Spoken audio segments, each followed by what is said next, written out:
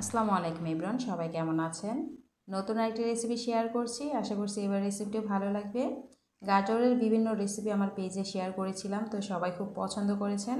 তো আজকে আপনাদের সাথে সেই সুবাদে আর নতুন আরেকটি গাজরের মিষ্টি রেসিপি শেয়ার করব। আর এটা কিন্তু সামান্য উপকরণ দিয়ে চটজলদি বানিয়ে নেওয়া যায়। আর বাজারে কিন্তু এখন গাজরের সিজন যেহেতু বাজারে কিন্তু খুব কম দামে পাওয়া যাচ্ছে, চাইলে কিন্তু খুব সহজে বানিয়ে নিতে পারেন। তো প্রথম আমি এখানে কিছু গাজর নিয়েছি। এখানে প্রায় হাফ কেজির মতো গাজর ভালো করে ধুয়ে পরিষ্কার করে আমি সিদ্ধ করে নিয়েছি। আপনারা চাইলে কিন্তু গ্রেটার দিয়ে গ্রেট করে কুচি করে গ্রেট করে নিতে পারেন। তো এভাবে সিদ্ধ করে নিলে অনেকটাই সহজ হয়। এরপর আমি একটা ব্লেন্ডার জার নিয়েছি। এই ব্লেন্ডারে দিয়ে আমি এখন এগুলোকে ব্লেন্ড করে নিচ্ছি। এতে করে কিন্তু অনেকটা সুবিধা হয়, এর জন্য আমি ব্লেন্ড করে নিচ্ছি। এটাকে ব্লেন্ড করে এখন এক সাইডে রেখে দিচ্ছি। চুলায় আমি প্যান বসিয়ে দিয়েছিলাম, সেখানে আমি 2 টেবিল চামচ পরিমাণ ঘি দিয়ে দিব। দিয়ে দিচ্ছি 2টি করে এলাচ ও দারচিনি। এখন দিয়ে দিচ্ছি ব্লেন্ড করা যে গাজরগুলো ছিল সেগুলো দিয়ে দিব। দিয়ে কিছুক্ষণ ঘিয়ের মধ্যে এগুলোকে ভেজে নিতে হবে।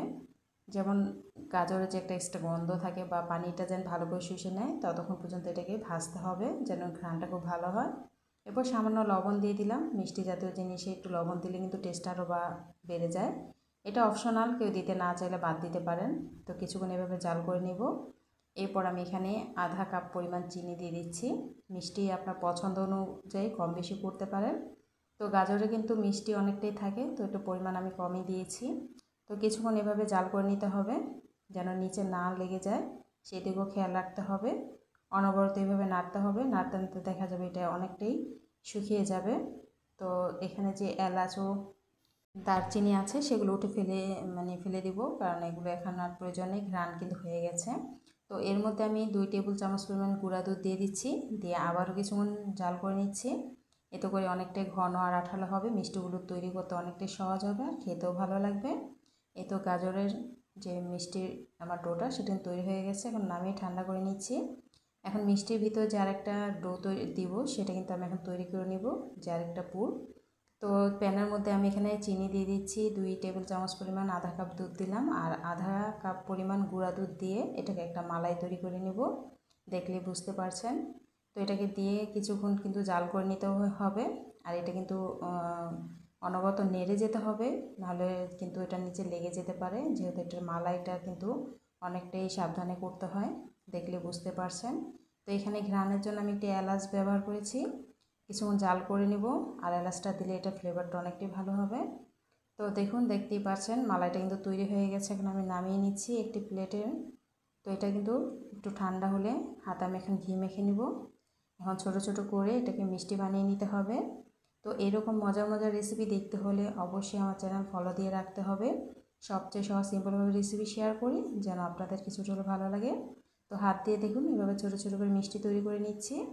তো এইভাবে কিন্তু একবার হলে এই গাজরের মিষ্টিটা তৈরি করে দেখতে পারেন, খেতে কিন্তু অসম্ভব মজার হয়। দেখুন সবগুলো কিন্তু মিষ্টি তৈরি করে নিচ্ছি। আর গাজরের যে মিষ্টিগুলোর জন্য ডোটা তৈরি করেছি সেটা আমি অল্প করে হাতে নিয়ে নিচ্ছি। দেখুন, দেখলে বুঝতে পারছেন হাতে কিন্তু বেশি করে ঘি মেখে নিতে হবে, নাহলে লেগে যেতে পারে। আর যে মালাইটা তৈরি করে রেখেছিলাম ছোটো ছোটো মিষ্টিগুলো এখন ভিতরে দিয়ে এভাবে করে মিষ্টি তৈরি করে নিব। দেখলে বুঝতে পারছেন যে কতটা সুন্দর হয়েছে, আর এটা খেতে কিন্তু অসম্ভব মজার হয়। আর এভাবে কিন্তু একবার হলে ট্রাই করে দেখতে পারেন। একটু ডিফেন্স টাইপের রেসিপি শেয়ার করতে আমার কাছে ভালো লাগে, তাই আপনাদের সাথেও এটা শেয়ার করলাম। আশা করছি সবার কাছে ভালো লাগবে।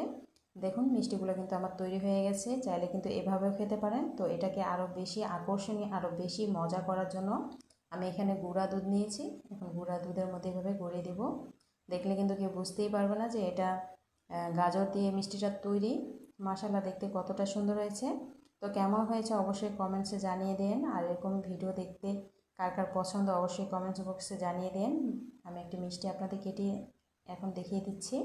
দেখুন ভিতরের পুরটা দেখলে গিয়ে বুঝতেই পারবে না যে এটা গাজর দিয়ে তৈরি। মাশাআল্লাহ, অনেক সুন্দর হয়েছে। তো এরকম রেসিপি দেখতে হলে অবশ্যই চ্যানেল ফলো দিয়ে রাখতে হবে, আর অবশ্যই ভিডিওটি শেয়ার করে দেন যেন সবার আগে আপনার কাছে নোটিফিকেশনটা চলে যায়। সবাই ভালো থাকবেন। আল্লাহ হাফেজ।